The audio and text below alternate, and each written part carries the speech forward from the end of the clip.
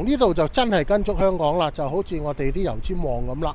咁樣呢，就全部街都係鋪頭。我一聽見你話想拍呢個系列，我就特登買層樓去俾你拍。咁啊，所以呢，嗱，我哋呢啲片呢，斥資過百萬，含金量係非常之高嘅。拒絕垃圾盤。Hello， 大家好，我係 Helen， 我係樓盤判官啊。係啦，咁我哋呢一個呢就係新組合嚟嘅。咁呢，我哋今期開始呢會同魏生，亦即係我哋嘅樓盤判官呢，成立咗一個呢叫做探盤日記。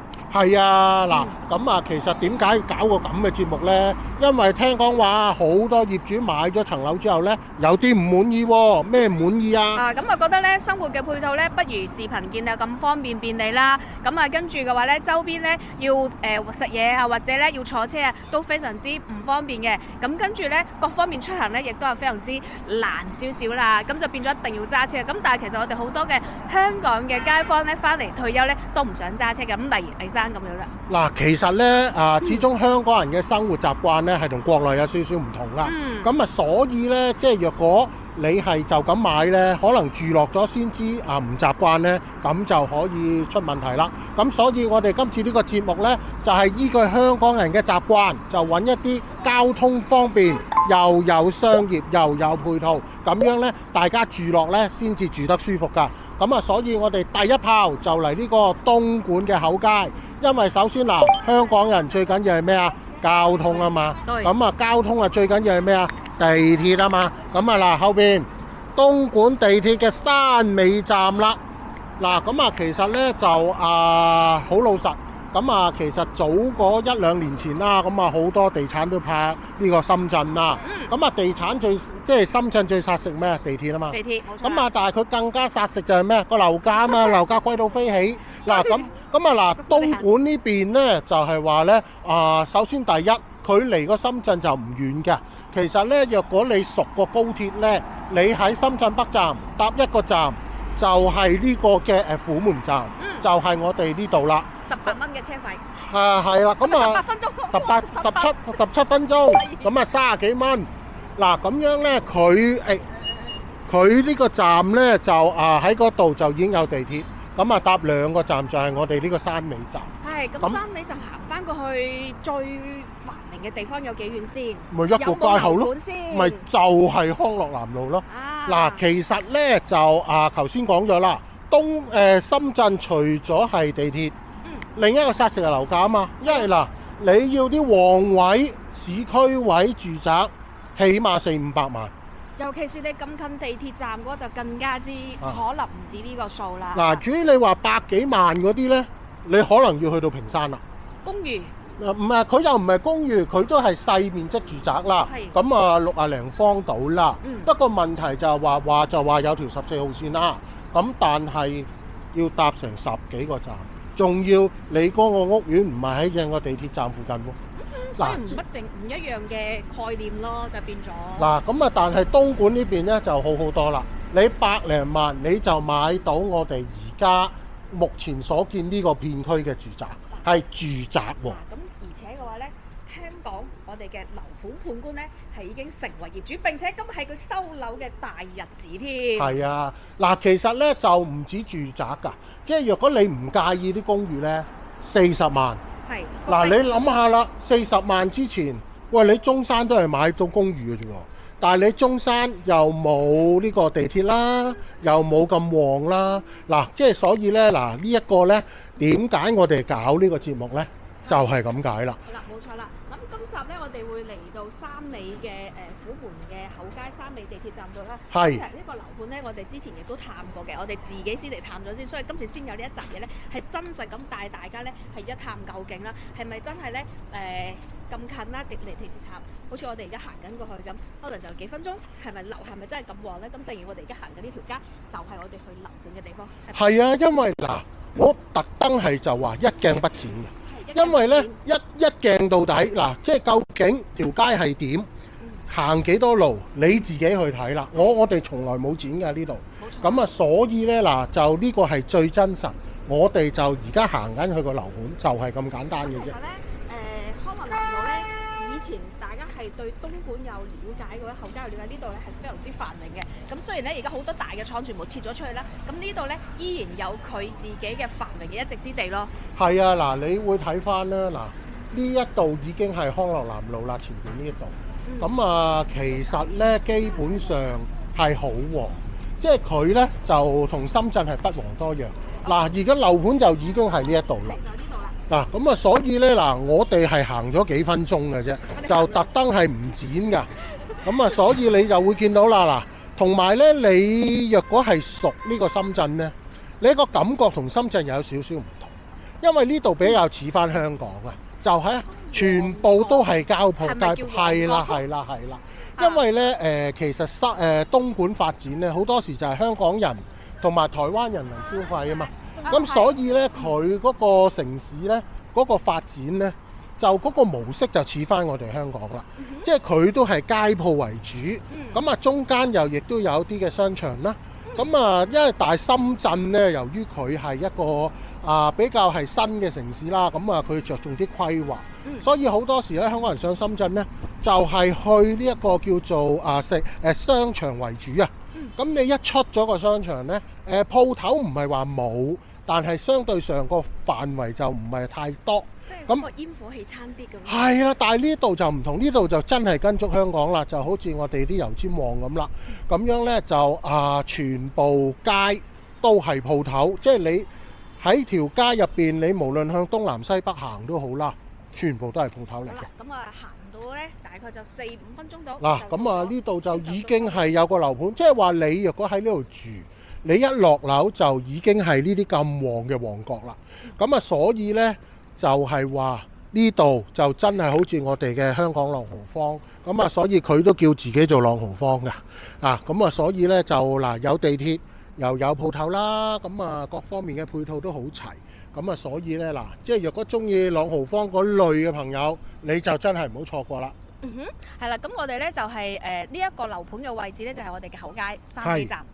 5分鐘到達嘅一個項目叫做朗豪公館嘅，咁現在咧亦都係現樓發售嘅。咁佢嘅住宅咧係由77平方到108平方嘅3房1衛到我哋嘅4房單位都有嘅。咁公寓方面嘅話咧，亦都會有我哋嘅40平方到77平方嘅，咁1房同埋我哋嘅2房都有嘅。咁係複式單位，咁佢係一個現樓交付嘅。咁公寓嘅話咧，佢係無坯交付，總價40萬左右起步噶啦。咁跟住住宅咧。咁就係140萬左右，係精裝交付嘅，而且交付標準非常之高嘅。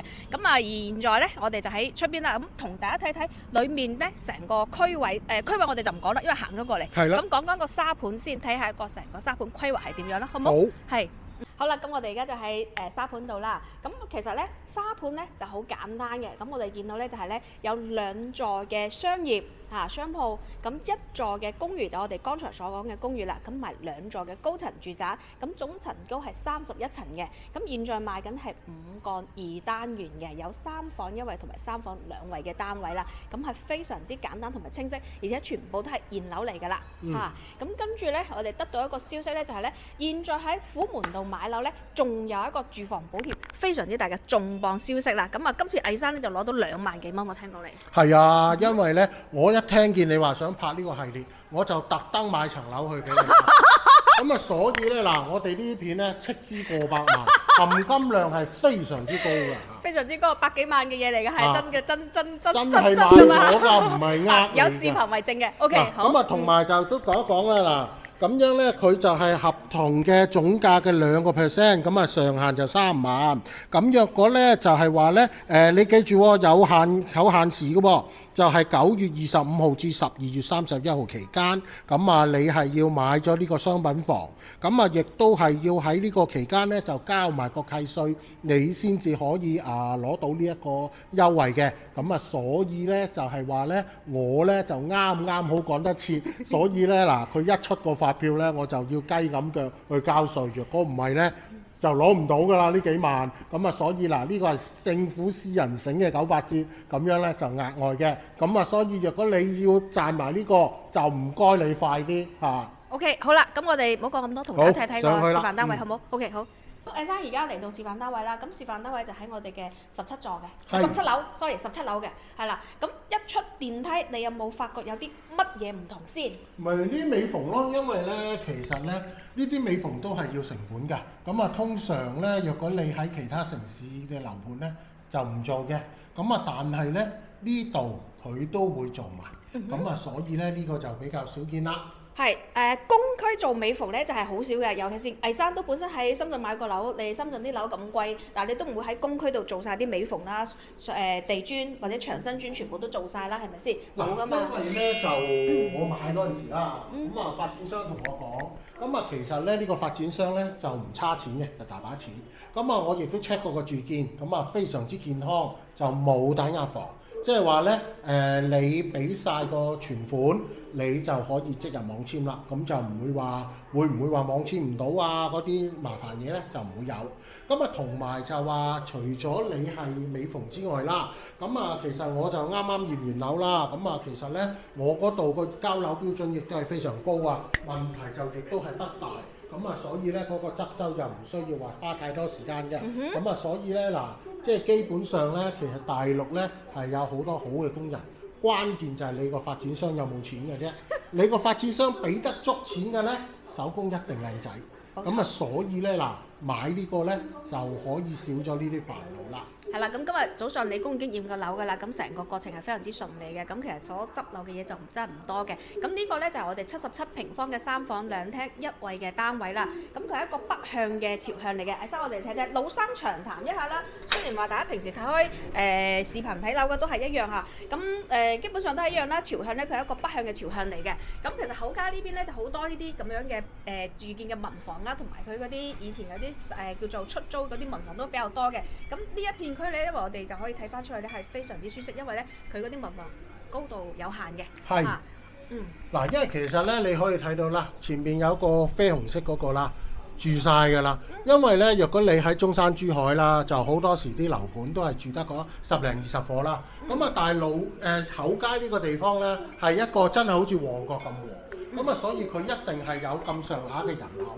所以咧就係話嗰個樓盤都可以住晒，同埋就係話啦，頭先我哋喺康樂南路嗰條直街啦，咁啊呢度樓下就係橫街，咁啊其實一樣全部開晒鋪頭，同埋嗰度有個夜市㗎噃，咁啊所以咧夜晚你中意食嘢咧，去掃下街咧，咁就一流啦。好啦，咁間隔方面咧，我哋睇下佢有3間房嘅，咁呢間就係主人房㗎啦嚇。咁我入嚟先好冇，阿生嚇，呢間咧就係主人房嚟㗎啦。咁佢都一樣北向嘅一個朝向嚟嘅。咁我哋見到佢擺咗咧就係兩個床頭櫃加一個米半嘅衣櫃，米半嘅床加一個衣櫃嘅，係啦。咁呢個但係咧軟裝係唔交嘅，係交硬裝嘅啫。但係佢精裝交付嘅就係咁樣啦嚇。呢個就係主人房啦。咁跟住咧2間細房咧就分別喺呢一邊同一個朝向㗎啦。咁就係一個洗手間嘅。比較一個叫做分區功能性分區比較好嘅一個間隔啦，可以嚟講房間全部喺晒呢邊度嚟，咁跟住咧洗手間係做咗分段式嘅嚇。同埋有個好處咧，嗰條走廊短好多啊，因為咧始終你77個方咧就唔算大㗎啦。咁啊，若果你話仲有條長走廊嘥晒啲位置咧，咁就唔係咁好啦。咁啊，所以點解咧我自己都係揀呢個戶型咧，就係咁解啦。咁總價咧就係140到142萬之間啦，咁就係呢一個戶型嘅價格啦，係精裝交付嘅。咁呢個就係我哋嘅飯廳。咁廚房出邊仲有一個生活露台嘅。咁所以嚟講嘅話咧，主露台咧可以觀光，生活露台咧可以攞嚟放洗衣機啊，同埋咧我哋嘅清潔用品啊等等呢啲咯。咁比較溫馨嘅一個3房單位啦，咁無論係2個人住、3個人住或者1個人住都 OK 嘅。係啊，嗱，其實咧就仲有一樣嘢咧，就係話咧額外其實可以再平啲，因為咧我層樓咧係130幾嘅啫，仲要係高層喎。咁若果你唔介意買低少少咧，其實130頭都有得傾，同埋好難我啊，魏生。唔係難你啊，冇咁大難度啦。政府就醒多個98字啦嘛，你唔記得樓下嗰張紙咩？嗱，所以其實咧唔使140㗎，130幾搞得掂㗎啦。所以咧嗱，記住喎，12月31號前你就好買啦。若果唔係咧，嗰2萬蚊就冇咗㗎啦。好啦，嗱，咁我哋第一集嘅探盤日記咧，就同大家咧就嚟到咗我哋嘅虎門口街咧，就係朗豪公館度探嘅第一個盤啦。咁亦都係我哋嘅接落嚟咧，將會經常會同藝山咧係會出我哋呢一個系列嘅。咁所以咧，大家咧想買到優質樓盤，跟住配套好嘅樓盤，咁拒絕垃圾盤咧，記得關注翻康華地產同埋樓盤判官。咁好啦，咁今日講到咁多先啦。拜拜。